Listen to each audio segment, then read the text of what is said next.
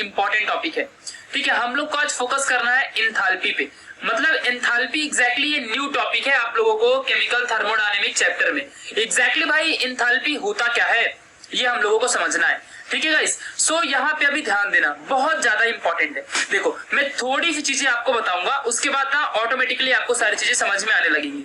ठीक है, आगे चल के आप लोग को सारी चीजें ऑटोमेटिक समझेंगी और थोड़ा बहुत हम चीजें यहाँ पे कॉन्सेप्ट भी क्लियर करेंगे और उसके बाद ऑटोमेटिकली आपको सब समझ जाएगा। तो ध्यान देना, सपोज मान लो यहाँ पे कोई भी आपके सामने एक मटेरियल है, ठीक है, एक कोई भी ग्लास वगैरह है, इसके अंदर कुछ भी सामान वगैरह रखा हुआ है, ठीक है, कोई भी सपोज, और इसके अंदर कोई भी चीज अगर आप ऐड कर रहे हो, ठीक है, कुछ भी चीज जैसे कोई हीट ऐड कर रहे हो या फिर कोई वर्क परफॉर्म कर रहे हो, ठीक है, तो ये सिस्टम जो है, ये जो सिस्टम है अपना, इसका हीट क्या होगा, इसका टोटल जो इंटरनल एनर्जी है, इसकी जो टोटल इंटरनल एनर्जी है यानी कि यू, वो क्या होगी, इंक्रीज होगी। क्योंकि जब हम वर्क देते हैं सिस्टम को या फिर हीट अंदर देते हैं तो सिस्टम की इंटरनल एनर्जी क्या होती है, इंक्रीज होती है। अगर आपने इसके पहले की वीडियो देखी है पार्ट नंबर 1, 2, 3 तो आपको अच्छे समझ रहा है। ठीक है, नहीं तो अगर नहीं समझ रहा है तो एक ही रीजन है कि इसके पहले की वीडियो आपने नहीं देखी है। सो प्लीज जाओ और उसे अच्छे से देख लो। ओके गाइस, चलो तो यहाँ पे अभी हमको एंथैल्पी के बारे में समझना है। बस अभी ये जो बताया ना मैंने, इसको माइंड में रखना और ऑटोमेटिकली सारी चीजें आपको समझ जाएंगी। ठीक है, देखो तो एंथैल्पी, पहली बात तो हम इसे H से रिप्रेजेंट करते हैं।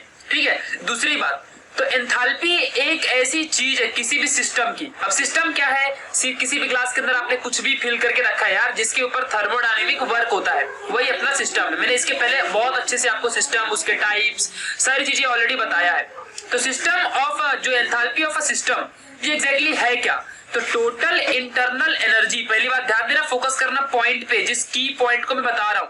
ठीक है, तो total internal energy of that system and energy equivalent to PV work done by the system. PV work क्या होता है, मैंने बताया था ना, W इक्वल टू पीवी यानी प्रेशर इनटू वॉल्यूम। ये जो वर्क है इससे आता है, हमने पार्ट नंबर 2 की 3 में अच्छे से देखा था पीवी वर्क के बारे में। ठीक है, सो पीवी वर्क जो भी होता है सिस्टम का वो, और टोटल इंटरनल एनर्जी वो, इन दोनों का एडिशन अपना एंथैल्पी होता है। And enthalpy is represented by H। तो आई थिंक यहाँ पे वेल अंडरस्टैंड आपको हो गया होगा कि भाई एग्जैक्टली एंथैल्पी क्या होती है। तो एंथैल्पी मींस यहाँ पे H से हम इसको रिप्रेजेंट करते हैं और ये समेशन होता है, addition of internal energy and PV work. तो PV work and internal energy, ध्यान देना। एक कंसेप्ट आपको क्लियर कर दूं कि जो U है इसे हम कहते हैं इंटरनल एनर्जी। ध्यान देना अच्छे से, आपको ये पता भी है, अभी मैंने आपको इसको बताया है। But what about delta U, तो डेल्टा U मींस होता है चेंज इन इंटरनल एनर्जी। ये बात ध्यान रखना, चेंज इन इंटरनल एनर्जी। और जो डेल्टा U है इसको आप ऐसे भी लिख सकते हो, U2 माइनस U1, यानी final internal energy minus initial internal energy. ठीक है, तो ये बात ध्यान रखना, क्योंकि भाई इंटरनल एनर्जी चेंज हो सकती है। अगर आप हीट दोगे तो चेंज हो जाएगी, अगर वर्क करोगे तो चेंज हो जाएगी। तो internal energy can be changed. Okay, तो ये बात आपको अच्छे से ध्यान रखना है, ये बहुत ज्यादा इंपॉर्टेंट पॉइंट था। चलो तो अभी गाइस ना हम थोड़ा बहुत एंथैल्पी से रिलेटेड सारी चीजों को समझते हैं। अब देखो एक बात तो फिक्स हो गई है, हमको पता चल चुका है कि कोई भी सपोज ये आपके सामने एक सिस्टम है, इस सिस्टम के अंदर जितना टोटल इंटरनल एनर्जी है और ये सिस्टम कितना पीवी वर्क करता है, यही इसका टोटल क्या हो जाएगा, यहाँ पे एंथैल्पी हो जाएगी H।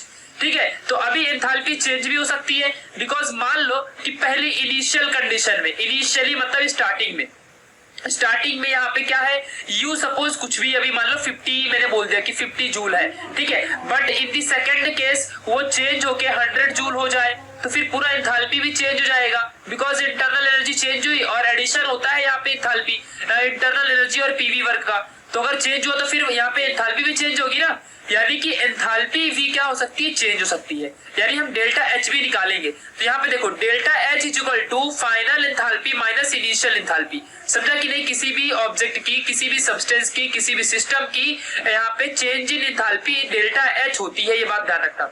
जहां पे डेल्टा H की जो वैल्यू है H2 माइनस H1 होता है, यानी कि where H2 and H1 is the initial and final state enthalpy, ये बात ध्यान रखना अच्छे से। तो ना यहाँ तक आपको अच्छे से समझ चुका है, कोई भी यहाँ पे क्लियर कट डाउट नहीं है। ठीक है, इस तरीके से हमने एंथैल्पी को समझा कि enthalpy of a system is the summation of internal energy and the PV work. ठीक है, उसके बाद हमने समझा कि एंथैल्पी भी चेंज हो सकती है बिकॉज इंटरनल एनर्जी को हम चेंज करते हैं। तो ठीक है, तो ये बात अच्छे से याद रखना। नाउ अभी हम यहाँ पे कुछ पॉइंट डिस्कस करेंगे for initial state and for the final state. We know that कि एंथैल्पी क्या होती है, enthalpy is equal to summation of internal energy plus PV work, यही होता है अपना एंथैल्पी। तो अगर मैं इनिशियल कंडीशन की बात करूं तो यहाँ पे इनिशियल कंडीशन पे मैं ये ले सकता हूं, ठीक है, इनिशियल कंडीशन पे, and for the final condition ये आएगा H2V2 ले लूंगा जो भी है अपने पास, ठीक है। तो ये ध्यान रखना। नाउ अभी जो यहाँ पे इनिशियल और फाइनल कंडीशन पे हमको यहाँ पे चीजें मिली है, तो H1 की और H2 की जो वैल्यू मिली है मैं इक्वेशन नंबर 1 में पुट कर सकता हूँ क्या? ऑब्वियसली, क्यों नहीं पुट कर सकता हूँ, कर सकता हूँ। तो यहाँ पे delta H is equal to H2 की जगह पे मैं ये वाली वैल्यू डालूंगा, तो यहाँ पे आ जाएगा U2 प्लस P2V2 और माइनस साइन है यहाँ पे, उसके बाद यहाँ पे H1 की वैल्यू पुट कर दूंगा। कितना आसान सा है, पुट करने के बाद माइनस साइन अंदर दूंगा, फिर यहाँ पे जो U2 है तो U2 को एक साथ रख लिया और P2V2 को एक साथ रख लिया और जो माइनस P1V1 है, ठीक है। अब हम लोग को पता है ना यार कि मतलब जो चेंज इन एंथैल्पी होता है वो U2 माइनस U1 होता है। मैंने अभी भी आपको यहाँ पे बताया, देखो change in enthalpy means U2 minus U1, ठीक है, ये बात ध्यान रखना अच्छे से। और यहाँ पे P2V2 जो है और माइनस P1V1 ये क्या हो गया, चेंज इन पीवी वर्क। तो नॉर्मल पीवी वर्क पीवी होता है, चेंज इन पीवी वर्क मतलब पीवी, ऐसा ब्रैकेट लगा देने का जिससे कि टोटल के लिए डेल्टा है, ये जो डेल है इसे डेल्टा भी कह सकते हो, डेल कह सकते हो, आपके ऊपर है, ठीक है। तो यहाँ पे क्या हो जाएगा, ये चेंज इन यहाँ पे पीवी वर्क और ये आ गया चेंज इन एंथैल्पी। यानी कि हमको देखो पता है कि एंथैल्पी का पूरा जो यहाँ पे फॉर्मूला है, with the help of definition हमने क्या पाया कि enthalpy is the summation of internal energy, summation of internal energy and PV work. Okay, and अगर किसी ने हमसे पूछ लिया कि what is change in enthalpy, change in enthalpy क्या होती है, तो क्या बताओगे? तो चेंज इन एंथैल्पी यहां से मिल गया कि change in enthalpy is the summation of change in internal energy plus change इन, यहाँ पे ध्यान देना, चेंज इन पीवी वर्क, ठीक है, चेंज इन पीवी वर्क। तो ये आ जाएगा, ये हो गया अपना यहाँ पे टोटल अच्छे से चेंज इन एंथैल्पी। तो बस वही है ना, बस चेंज इन एंथैल्पी बोला तो चेंज इन यहाँ पे इंटरनल और चेंज इन यहाँ पे पीवी वर्क, ये दोनों को लेना पड़ेगा, समझा ना अच्छे से। तो ये एकदम आसान सा एक तरीका था। अगर किसी ने एग्जाम वगैरह में पूछ लिया कि derive expression for change in enthalpy, तो आप इस तरीके से निकाल सकते हो। जस्ट आपको ये वैल्यू लिखनी है और इसमें आपको इनिशियल फाइनल की वैल्यू पुट कर देनी है, आपको यहाँ पे चेंज इन एंथैल्पी मिल जाएगा, ठीक है। बस उसके लिए आपको रिक्वायरमेंट ये है कि एंथैल्पी का फॉर्मूला पता होना चाहिए, ठीक है। तो इतना आसान सा यहाँ पे ट्रिक था और कुछ नहीं था। नाउ अब हम कुछ कंडीशंस देख लेते हैं भाई, मतलब कुछ एग्जैक्टली कंडीशंस को समझते हैं अभी, ठीक है, एग्जैक्ट कंडीशन को जानेंगे, ठीक है। तो देखो अभी ये सपोज आपके सामने एक बीकर है या सिलेंडर मान लो आप, ठीक है। तो इसके अंदर ना कोई गैस भरी हुई है, ठीक है, कोई भी इसके अंदर एक गैस भरी हुई है, ठीक है। और यहाँ से इसके पास से ये पिस्टन है, ठीक है, ये पिस्टन है जिसके थ्रू हम इस गैस को अंदर क्या कर सकते हैं, कंप्रेस करवा सकते हैं, ठीक है। तो जो बाहर का प्रेशर है उसे मैं पी एक्सटर्नल कहूंगा और जो मेरे अंदर का प्रेशर है वो पी रहेगा, ठीक है। तो एट कांस्टेंट प्रेशर यानी कि फॉर द आइसोबोरिक प्रोसेस, ठीक है। तो आइसोबेरिक प्रोसेस के लिए जो यहाँ पे प्रेशर्स होते हैं, प्रेशर क्या होते हैं, ऑलवेज रिमेंबर दैट कि ये कांस्टेंट होते हैं, यानी कि प्रेशर सब सेम रहेगा, चाहे वो एक्सटर्नल सराउंडिंग का प्रेशर हो, चाहे वो इंटरनल अपने गैस का प्रेशर हो, वो सब इक्वल रहेगा, ये आप लोग को पता है। तो वी नो दैट अभी हमने इसको डिराइव किया है कि चेंज इन एंथैल्पी, देखो आप यहाँ से देख सकते हो, change in enthalpy delta U plus P delta PV अपने को यहाँ पे मिला है। तो ये आ गया कुछ इस तरीके से। और इसमें जो यहाँ पे पी डेल्टा वी लिखा हुआ है ना, यहाँ पे देखो पी डेल्टा वी, अगर मैं इसको इस तरीके से कुछ फॉर्म में लिखूं, यानी आइसोबेरिक प्रोसेस के लिए, हमने इसकी पहली वाली वीडियो में आइसोबेरिक प्रोसेस में हमने इसको अच्छे से डिस्कस किया था, ठीक है। तो इस चीज को थोड़ा सा आपको फोकस करना है, ये आइसोबेरिक प्रोसेस के लिए था, ठीक है। मैं इस चीज को आपको दिखाता भी हूँ, ये देखो इस तरीके से हमने इसको यहाँ पे देखो, इस तरीके से आइसोबेरिक प्रोसेस में हमने इसे यहाँ पे प्रूफ किया था पिछले वाली वीडियो में। सो प्लीज जाके उस वीडियो को समझ लेना, आपको अच्छे समझ जाएगा। ये आपको पूरा जो कंटेंट यहाँ पे दिख रहा है ये इसके पहले वाली पार्ट नंबर 3 में आपको मिलेगा, ठीक है। तो ये मैंने वहां पे बताया था, ठीक है। यहाँ पे जो QP is equal to delta VU plus P external delta V, ठीक है। बस P के जगह में यहाँ पे P एक्सटर्नल लिख दिया, बस और कुछ नहीं, ठीक है। तो देखो वही चीज मैंने यहाँ पे आपको अच्छे से दिखाया है, ठीक है। यहाँ पे देखो P के जगह में P एक्सटर्नल आ गया, जो ये यहाँ पे P है उसके जगह में यहाँ पे क्या आ गया है, P एक्सटर्नल आ गया है इस P के जगह में। बिकॉज यहाँ पे ध्यान देना अच्छे से, बिकॉज आइसोबेरिक प्रोसेस के लिए प्रेशर कांस्टेंट है, तो P की जगह में P एक्सटर्नल भी लिख सकता हूँ ना, सिंपल सी बात है, ठीक है। तो उस वाले प्रोसेस से यहाँ पे देखो P एक्सटर्नल के जगह में हमने P लिख दिया वापस से और QP ला दिया यहाँ पे QP, ठीक है। वो वाला इक्वेशन जो अपने पास था वहां से QP is equal to delta U plus P external delta V मिला था, उसमें P एक्सटर्नल के जगह में हम यहाँ पे P लिख सकते हैं, बिकॉज कांस्टेंट प्रेशर में P एक्सटर्नल चाहे बाहर का प्रेशर हो चाहे अंदर का प्रेशर हो दोनों सेम आएगा। तो यहाँ पे QP is equal to delta U plus P delta V आ जाएगा, समझा। यानी फाइनली हम लोग को ये इक्वेशन यहाँ पे मिलेगा। ठीक है, तो अब यहाँ पे जरा ध्यान दो, थोड़ा सा फोकस करो। Delta U plus P delta we और यहाँ पे delta U plus P delta we, ये दोनों इक्वल है कि नहीं है, ये दोनों वैल्यू इक्वल है कि नहीं है, ये चीज समझो।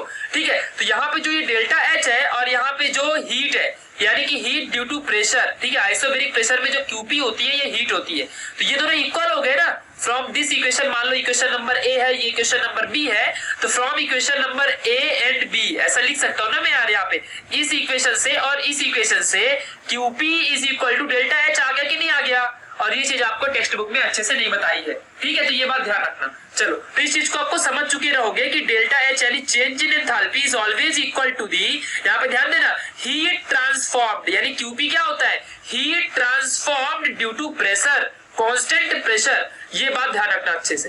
तो यहाँ पे इस तरीके से आपको समझ के रखना है। मतलब फाइनली हम लोग को मिला क्या है, यहाँ पे ध्यान दो अच्छे से, बहुत ही इंपॉर्टेंटली हमको सारी चीजें समझनी है। ठीक है, अच्छे तरीके से यहाँ पे देखो, हम लोग को कंडीशन पे देखना है, कांस्टेंट प्रेशर में सारी चीजें देखनी है। कांस्टेंट प्रेशर में हमारी जो चीजें होती है, सारे प्रेशर नॉर्मल होते हैं, चाहे वो एक्सटर्नल प्रेशर हो चाहे अंदर का प्रेशर हो।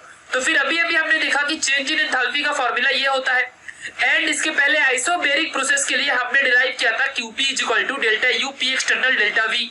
सो यहाँ पे जो P एक्सटर्नल है, इसके जगह में मैं P लिख सकता हूँ कि नहीं लिख सकता हूँ, यहाँ पे देखो P लिख सकता हूँ, तो मैंने P लिख दिया।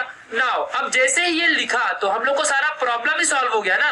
कैसे, तो एकदम सिंपल तरीके से QP is equal to delta U P delta V होता है ये वाला, और इसी तरीके से यहाँ पे देखो, तो QV, यहाँ पे जो QP का फॉर्मूला दिया है अपने को पता है QP, ठीक है, और QP इतना आया, और यही चीज तो हमें चेंज इन एंथैल्पी में भी मिली थी, यानी डेल्टा एच।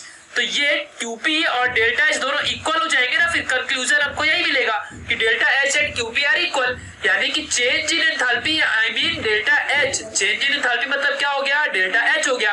तो change in enthalpy of a system is equal to heat transformed from at a constant pressure, क्योंकि Q क्या होता है, हीट ट्रांसफॉर्म, चाहे तो सिस्टम में हीट आए या फिर सिस्टम से हीट जाए, यही होता है Q, समझा। और अगर QP की बात करूं तो heat transformed at constant pressure, तो ये QP हो जाएगा। तो इस तरीके से आपको इस चीज को समझ के रखना है, और जो कि बहुत आसान है।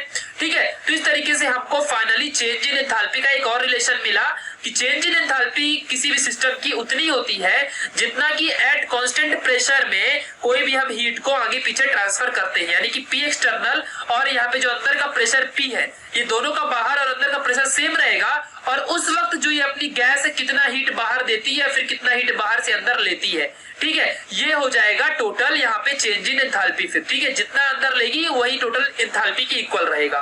तो यही चीज हमने सीखा अभी। ठीक है, नाउ अब हम यहाँ पे दूसरा रिलेशन यहाँ पे देखते हैं, relationship between delta H and delta U. हम लोग को ये समझना है, तो हमने अभी अभी देखा कि एट कांस्टेंट प्रेशर पे जो चेंज इन एंथैल्पी होती है, delta H is equal to delta U plus P delta V आता है। हमने अभी अभी ये देखा है अच्छे से। नाउ अगर मान लो हमने बोला कि अगर सपोज कांस्टेंट यानी कि वॉल्यूम चेंज ही नहीं हो रहा है किसी भी सिस्टम का, मान लो आपके सामने यहाँ पे एक सिलेंडर है, ठीक है, तो इसके अंदर जो गैस है ना उसका वॉल्यूम फिक्स है, मतलब no change in volume, volume change यहाँ पे नहीं हो रहा है। तो जब वॉल्यूम चेंज नहीं हो रहा है तो हम डेल्टा वी हमेशा जीरो लेते हैं, और जब हम इसमें डेल्टा वी की जगह में जीरो पुट करेंगे तो हम लोग को फाइनली मिलेगा क्या, हम लोग को delta H is equal to internal energy की इक्वल मिल जाएगा। तो अगर MCQ वगैरह में पूछता है कभी कभी कि एंथैल्पी के केस में अगर कभी भी वॉल्यूम कांस्टेंट है तो चेंज इन एंथैल्पी कितनी होगी, तो सिंपल सा कॉन्सेप्ट है ना यार कि अगर delta H is equal to अपना चेंज इन एंथैल्पी, जो एंथैल्पी का क्या होता है फॉर्मूला कि समेशन ऑफ, अभी चेंज इन एंथैल्पी की बात चल रही है तो summation of change in internal energy plus change in PV work, समझा कि नहीं अच्छे से। तो यहाँ पे पीवी वर्क आ जाएगा चेंज इन। बट अगर इसी केस में मैं कांस्टेंट प्रेशर की बात करूं तो डेल्टा यू और कांस्टेंट प्रेशर है, मतलब प्रेशर चेंज नहीं होगा, ओनली वॉल्यूम चेंज होगा, समझा कि नहीं। पी डेल्टा वी ऐसे आ जाएगा, ठीक है। और अगर मैं बात करूं कि अपना वॉल्यूम भी कांस्टेंट है तो वॉल्यूम जीरो हो जाएगा ना, तो यहाँ पे डेल्टा यू और ये पूरा जीरो हो गया और यहाँ पे डेल्टा एच आ जाएगा इस तरीके से। तो अपने को फाइनली ये मिल गया, ठीक है, यानी कि ये वाला अपने को इक्वेशन लिख के दिखाना होगा, ठीक है, ये बात अच्छे से ध्यान रखना। नाउ बट अगर सपोज डेल्टा वी को हम लोग नेग्लेक्ट नहीं कर सकते हैं, मतलब अगर चेंज इन वॉल्यूम को अगर हम नेग्लेक्ट नहीं करते हैं गैस के केसेस में, ठीक है। देखो अगर मैं बात करूं नॉर्मली सॉलिड या फिर लिक्विड की केस की, तो लिक्विड और सॉलिड केस में क्या होता है, भाई जितना वॉल्यूम रहेगा ना, अगर देखो सिंपल सा कॉन्सेप्ट बताऊं तो अगर जितना भी इसके अंदर आपने मॉलिक्यूल ये फिल करके रखा है गैस में, ठीक है, मान लो कोई लिक्विड या फिर आपने सॉलिड फिल किया हुआ है, तो वो जितना है उतना ही रहेगा ना, वो चेंज होगा क्या, मतलब ऑटोमेटिकली लिक्विड ऐसा बढ़ जाएगा थोड़ी, ये इंक्रीज नहीं होगा उसका अमाउंट, और ना ही यहाँ पे किसी सॉलिड का अमाउंट इंक्रीज होगा। बट अगर मैं यही कोई भी अगर नॉर्मल सी गैस फिल कर दूं, अगर मैं यहाँ पे गैस फिल करूं तो ये गैस क्या होगी, गैस आगे मूव भी करेगी और ये पूरा कंटेनर क्या हो जाएगी, फिल हो जाएगी, ठीक है, पूरा कंटेनर। यानी कि इसका मतलब ये बात फिक्स हो गई कि फॉर दी गैस, गैस के लिए जो डेल्टा वी होता है यानी कि चेंज इन वॉल्यूम, ये फिक्स नहीं हो सकता है, ये कभी कांस्टेंट नहीं होगा, क्योंकि गैस का वॉल्यूम तो इंक्रीज होगा ही भाई, और डिक्रीज भी हो सकता है, कुछ भी हो सकता है, यानी कि यहाँ पे कांस्टेंट नहीं रहेगा गैस के लिए वॉल्यूम, ये बात ध्यान रखना। उसके लिए हमें बाहर से प्रेशर अप्लाई करना पड़ता है। तो फॉर द गैस के लिए यहाँ पे जो डेल्टा वी रहेगा वो नेग्लेक्ट नहीं कर सकते उसको हम, ठीक है, ये बात ध्यान रखो अच्छे से। तो आगे बढ़ते हैं, यहाँ पे डेल्टा वी क्या होता है, V2 माइनस V1 होता है, क्योंकि चेंज इन वॉल्यूम है ये, ठीक है। तो यहाँ पे ध्यान दो अच्छे से, बहुत इंपॉर्टेंट पॉइंट है। तो डेल्टा यू यहाँ से आ गया, डेल्टा यू प्लस, फिर ये देखो क्या देके रखा है, पी देके रखा है, ये पी आ गया, फिर डी डेल्टा वी मतलब क्या होता है, V2 माइनस V1 होता है, फिर जब यहाँ पे पी से मल्टीप्लाई करूंगा तो PV2 माइनस PV1 बन जाएगा, और ये डेल्टा यू और ये डेल्टा एच इस तरीके से आ गया। भाई पी को अंदर मल्टीप्लाई कर दिया ना, तो PV2 माइनस PV1 बन गया।